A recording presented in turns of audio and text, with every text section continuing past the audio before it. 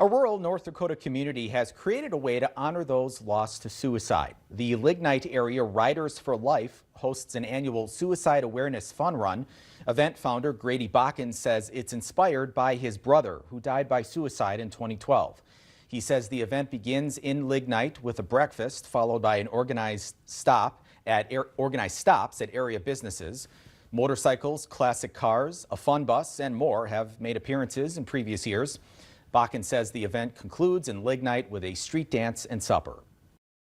Seems like every community has people that have either lost loved ones or have been affected closely by suicide. So what I try to do is switch it up every year. Now, money raised goes to the American Foundation for Suicide Prevention and First Link. The fun run is July 12th with registration at 10 a.m.